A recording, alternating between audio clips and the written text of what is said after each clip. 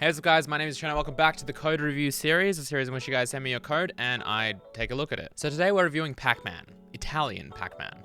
Pac-Man is not a game that I have seen many people send in, to be honest. And I was kind of in a retro mood today, so I figured, let's take a look at this. So it's fully object oriented and I would like to know what you think about it, if the usage of the objects is proper and if it could be somehow optimized. And then here's the link to the repository, which will be down below as well, in case you guys want to take a look at it. All right. This is not what we want to see.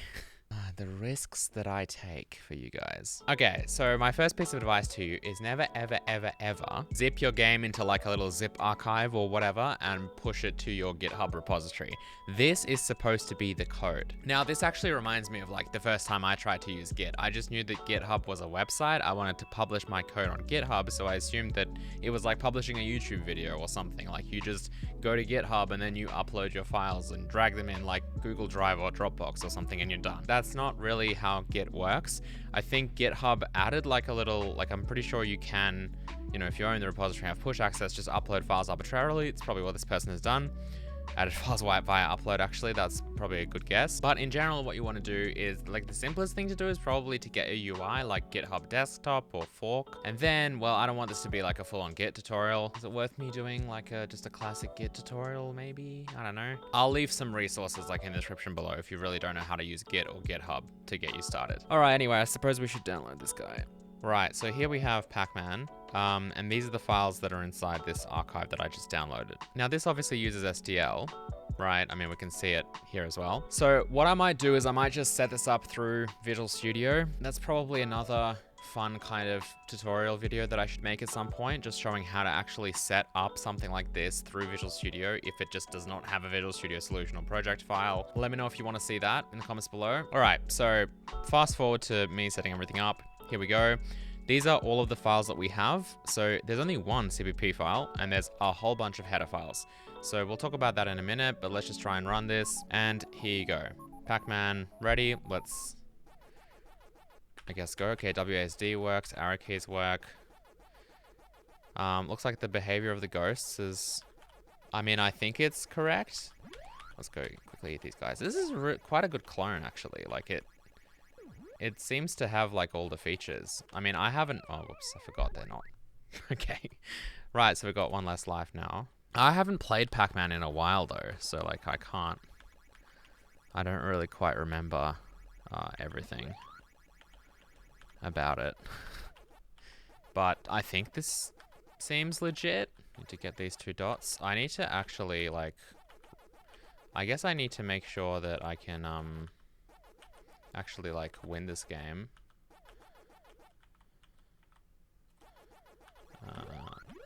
To actually test that, so gonna actually try here.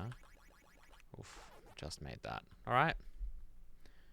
Yep, seems to work. High score, everything. This is pretty good. This is pretty good. I'm actually kind of surprised. I'm not surprised because, I don't know you, so I don't think it's offensive to say I'm surprised.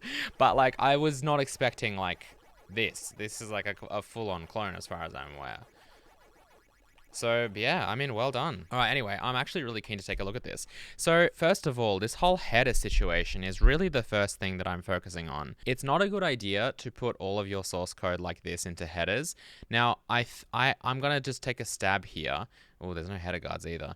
I'm gonna just take a stab here and say that you probably came from another language like C# or Java, where you just kind of didn't have this whole concept of like a header file and an implementation file, or a header file and a source file, or whatever. Most languages don't have this, and it's a little bit archaic of C++, obviously, to kind of have this way of programming, but it does make sense, and you just need to kind of get used to the idea of how they work. So typically, what you should do in your header files is only contain declarations of classes. What's interesting is that it's like you've almost got a hybrid approach here. If we take a look at this timer class, what you could have done is things like this constructor, you actually could have just gone ahead and implemented it here, right? Same with like the destructor and all like start, reset, restart, all of those functions can actually be just created like that. Some people like to write their classes like that because obviously it's more reminiscent of other languages like Java and C#, where you don't have like the concept of a declaration and then later a definition that actually implements like the body of that function. This, though, luckily for you, I guess, is really easy to kind of convert over to being an implementation file, because all you have to do is basically make another file here called timer.cpp, and then just grab like all of this stuff all the way down to the bottom of the file and leave this kind of intact. That's all you see in your header file, and then have this be in the kind of implementation file in your CPP file. And then of course you have to include timer.hpp, because otherwise this like code that's sent to the compiler, like the compiler doesn't know what timer is, because if you don't have anything here, there's no declaration of timer for it to kind of be a valid class that can be used to make sure that this code actually compiles correctly. And like, for example, that the started variable exists, because that's obviously a variable that's inside this class. Now, this doesn't work. This is also something that I remember I used to struggle with when I was a wee lad. Whoa! What just happened? It's July? My hair. Yeah, it's July. Like this video kind of really got away from me. This part where I talk about header files actually made it to its own video. I'll have that linked up there, so if you're interested in like how to fix that header file issue, it's not in this video. It's in that video, so go watch it. Yeah, so I'm basically gonna just resume this code review, and I feel like it's been months. So, yeah, header files, obviously, try and not rely on them too much. You should pretty much always make kind of implementation files, CPP files, especially if you have static data kind of like this, which this, by the way, should probably be a char array. So you could do something like this, and I wouldn't have this in a header file because I promised I wouldn't really speak too much about header files in this video, because I feel like that other video that I released like months ago kind of covered it. But you really do have to be careful when you write code like this, because I mean, the thing is, it's almost difficult to give advice here, because in this case, you've kind of made a Unity build, right? This is kind of what you've done. And what a Unity build is basically when you take all of your source code that you have for your entire project and you kind of just combine it all into like a single file, a single kind of C++ file, a single file that you then send to the compiler as like a single translation unit. So that is effectively kind of what we have here, because these are the only kind of source code files in the project. This makes up all of the source code that makes up this game, and it's all being just included by the preprocessor into this one single CPP file that's sent to the compiler. So in that case, when you see code like this and all these globals, the fact that they're just declared like willy-nilly, right? There's no like inline or static here. Static you probably wouldn't use here, because that would mean every CPP file would have a copy of this. Maybe you would use inline to kind of make sure that you didn't get any linking errors, and that would mean there's only one copy of this function, even though this header file could get included everywhere else. But it's kind of like you don't have that anymore, because all of this code just gets included once into main.cpp, and that's it. So my point being, this is a very unique kind of project. This is a very interesting way kind of doing things. Again, I wouldn't do it like this for the reasons that I outlined in that other video, which is linked up there. But it's interesting because a lot of things that, like, you know, if you just look at this header file, like this is just a random header file. Please look at my header file. Hey, is it good? Like, this is weird because like there's no header guard. Yeah, there's no pragma once or like an if-def, which you shouldn't really use. Pragma once is what you should use. There's no pragma once here. This stuff is just like arbitrarily declared, like without any kind of inline or static kind of keywords. And same with functions. They just have their definitions here. And again, they don't have an inline or a static keyword. And the reason why any of this matters is because if you take this header file and try and include it into multiple CPP files, so like 2 CPP files, none of this works. So this literally only works, and that's why you don't need a header guard. Like, why would you need a header guard if you're including this header file into one CPP file? Header guards are for the sole purpose of making sure that you do not include that header file multiple times into a single translation unit, because that will cause multiply defined symbols effectively. Another unique thing about these header files is that like there's no includes. Yeah, like it doesn't start with like include this and that. However, clearly we use things like entity type or this ghost class that isn't even defined here, right? Because the first line of code is literally a class declaration. So how does any of this work? If you look at this main.cpp file, these are included in a very specific order. And the thing is, if you actually change the order of this, like, does it compile at the moment? So I hit Control F7 just to compile this one file. I mean, that's all we've got anyway. If I just like change ghost to be like here and I hit Control F7, look at this. It doesn't compile anymore, right? This is another reason why this is bad, because you have to, it's kind of like walking on thin ice here. Like you have to make sure that everything's included in the right order, because Blinky needs to know what Ghost is. And the way C++ works is that it kind of reads stuff kind of from top to bottom. So you need something declared up the top if code at the bottom references it. So like my point is, this initialize STL function has to be declared. It has to be declared somewhere up here. It can't be below its usage, because the compiler simply won't see that. That's obviously different in other languages like C# or Java, but in C++, that's how it works. And everything that is used by these, like stuff from the C++ standard library, is up here. And same with STL. All the STL stuff that's referenced by these files, again, is included first. So therefore, when this stuff gets all included into this one file, everything is there, everything's present, everything works. Now, there are some advantages to this kind of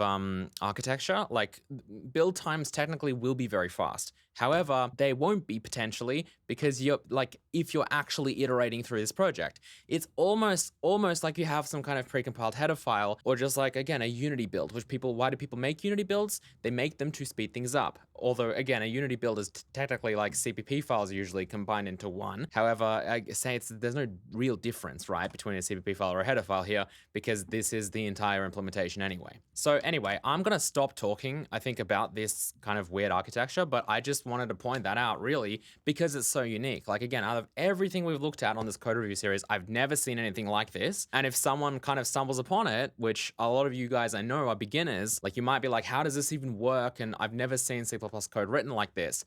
And I guess that's another reason why I think personally C++ is so cool. Other people might think that C++ is not cool because of this. But it's just really flexible. Like, there are so many ways you could write code. There's so many ways you could organize your projects and so many different conventions and styles you can use that it almost ends up becoming like your language and how you want to use it for like that given project. Like the way we use C++ in Hazel might be drastically different to like, I don't know, how like EA uses C++ in Frostbite, or like Epic Games uses it in Unreal Engine, right? It almost feels like a different language because of the kind of flexibility and the tools almost that you could build on top of the language to almost form a meta language of how you want to kind of write this project and write this code. Now, for those of you who are kind of beginners and you do want to learn more about this, there's an excellent free way that you can actually do that with the sponsor of today's video, Brilliant.org. Brilliant is the best way to learn computer science, math, and data science interactively. And that's my favorite part about it. It's an online course platform with lots of high quality courses on various STEM topics, but they're super visual and interactive, which helps not only with learning computer science, but also math. I love using Brilliant for its math courses because of that. Not to mention that the lessons are very, very bite-sized and super helpful if you're busy, which, let's be honest, we probably all are. And the kind of range of content that they have, like if you're just starting out with math, for example, they have this everyday math course that's a really good, gentle introduction. But then they go all the way through to like linear algebra and calculus, which is like really useful for the kind of work that I do. And the best thing about Brilliant is that you can get started for free. They have a 30-day free trial that you can use to check out the entire platform. Just go to brilliant.org/Cherno, link will be in the description below. And the first 200 people to sign up will get 20% off an annual membership if you do go on to like it. Huge thank you to Brilliant, as always, for sponsoring this video. So taking a look at the main function, we initialize STL and then we make a bunch of kind of stack allocated classes, which is good, right? We all know, or we all should know by now, that we don't want to be allocating kind of these classes on the heap like this, because then we have to manually delete them, and also heap memory tends to be both slower to allocate and slower to access. So this is always preferred if possible. So we have the game timer, we have a vector called the mover. This is actually kind of interesting because, again, Pac-Man, like I haven't actually taken a look at a Pac-Man game, I think, ever. So I'm kind of interested to see how you've kind of programmed this. I don't like this weird inconsistent naming though. So like you have this called M game, that's like one convention. Then you have this with a capital G, that's like another naming convention. And then you have this and like, you know, mover with just a lowercase m, another kind of third naming convention. Be consistent, right? So if you like this style, then just do this, right? There's no reason to kind of mix and match all these things. It looks weird. I'm also noticing like write, for example, like this is a bunch of unsigned chars, right? And you're pushing in write. Write is clearly an enum. Try and avoid enums. I would use enum classes. Now in this case though, that is gonna cause an error here suddenly, either way, because you're trying to push in an unsigned char. Now, why is this an unsigned char and not, you know, a direction? Is like, you know, it seems like this should be a direction, and then you would do direction right. Now, I guess maybe it was an unsigned char because you were just using enums before, and they are effectively integers. I mean, these are as well, but the compiler enforces certain kind of restrictions to enum classes versus enums. that generally helps you make less mistakes with them. That's why we prefer enum classes, but I would definitely just use enum classes, which again means that you can just write code like this, makes more sense instead of just write. Like what is that? You know, direction, right? Okay, it's of type direction. What are the other directions that I have available to me? Oh, look, here they are, right? I like how you have direction nowhere, by the way, that's funny. Which, speaking of which, I mean, this is minor, but I would probably put nowhere as the first one and kind of give it the value 0. You don't have to explicitly give it that value. It will by default have the value 0, as you can kind of see over here because it's the first thing. But I almost do this just to be more clear. Again, not at all telling you that you have to do this. I'm just telling you I do this. But nowhere kind of being a 0, why does that make more sense to me? Because if you have a null direction, like if you initialize direction with something and you can't give it a value yet, instead of it kind of defaulting to 0 and being right, which that previously was the value 0, it has the value nowhere, which kind of makes more sense for a null direction, if that makes sense. And obviously, like, you know, in memory, this will just have the value 0, which also kind of is like null. So hopefully that sheds some light onto why I would do it like that. Anyway, let's get rid of this stuff because otherwise the rest of the code won't compile. So let's just get rid of this. But you know, you can still actually put direction in here. It's just, I guess, unsigned char is what you chose to do, which you can see how this is like, it's already hopefully making the code cleaner if you have direction here and direction right there. Okay, game timer start. That's just a timer that we start. Then we play the intro. This is what? So sound HPP just using mix, which is the SDL mixer, I'm assuming. Yep, sure, cool. All right, and then while we haven't quit, so we set quit to false, and then while not quit, so while we haven't quit, this is just our main game loop. We have iteration start again with that lowercase I, and then we do SDL poll event.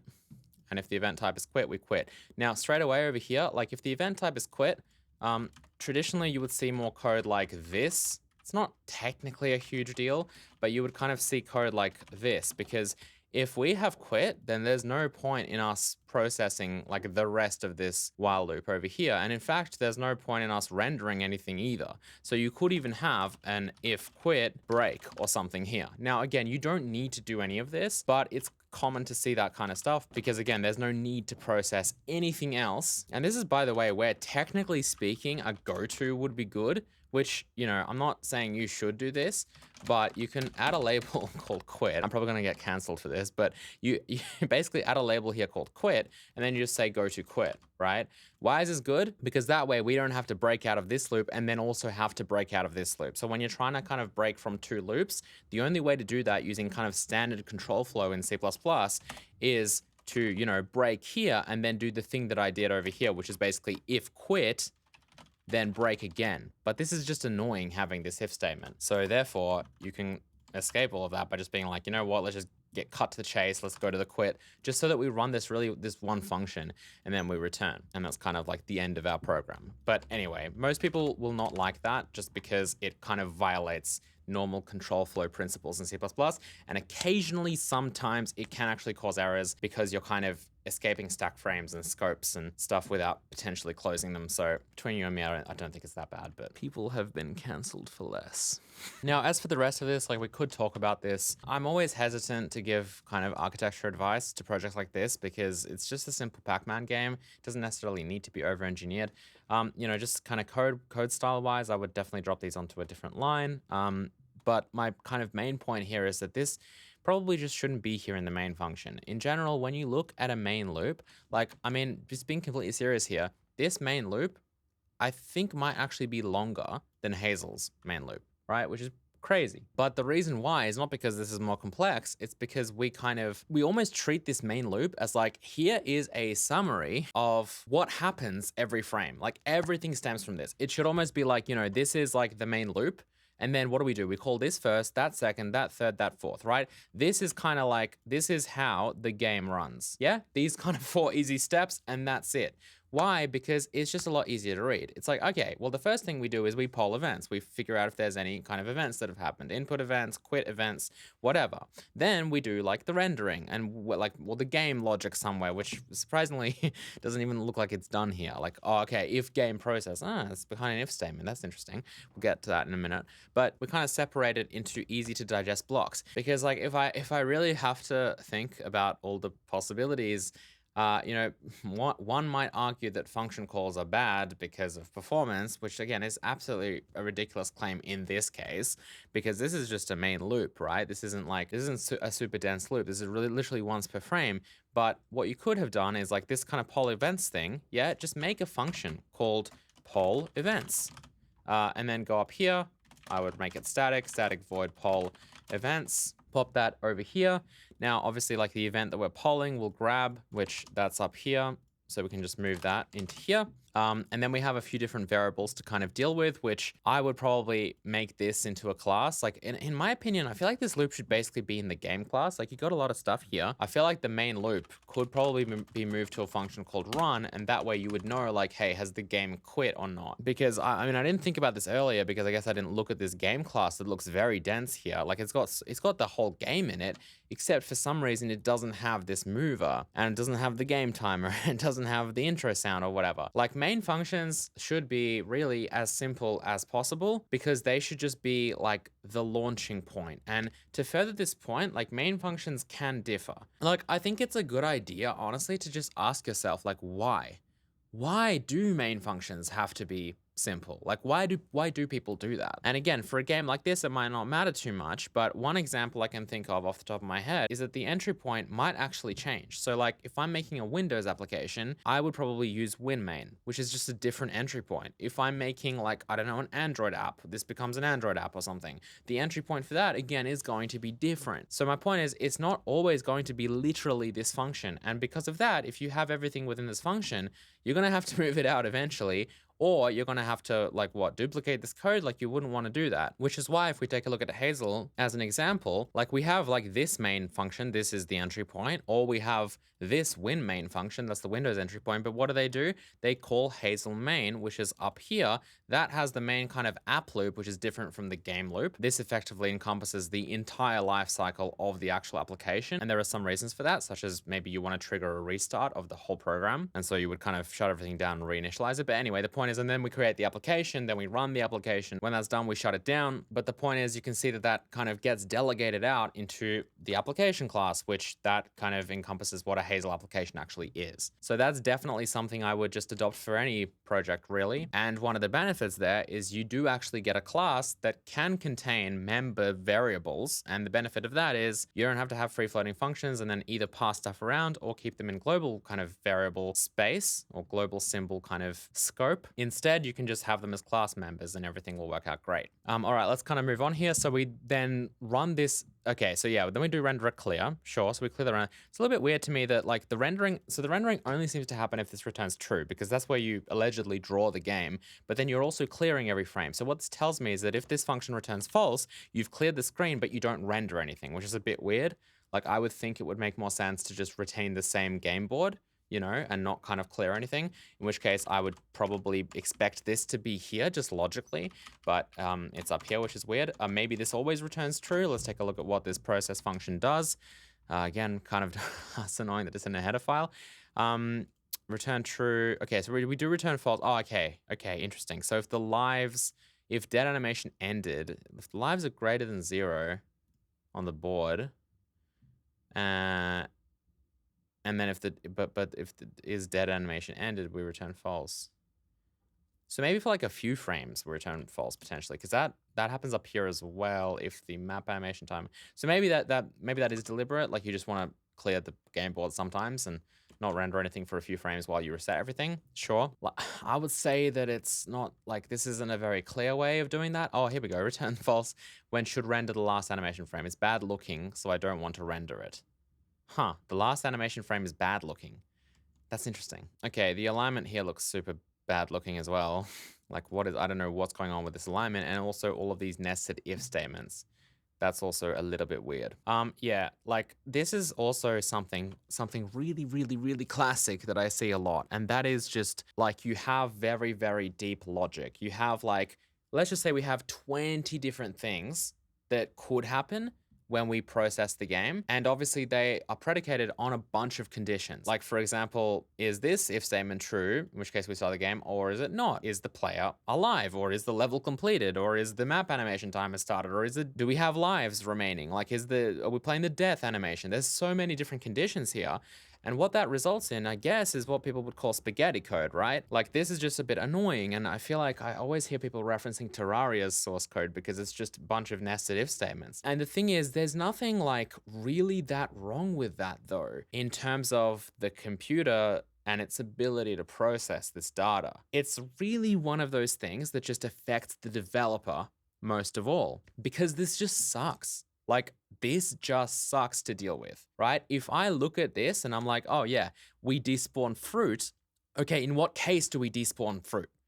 Like, when does this happen? Okay, so the dead animation has to have ended. The lives has to be above 0. We have to be in the else block of, I guess, Pac-Man is alive. Oh, so we're dead.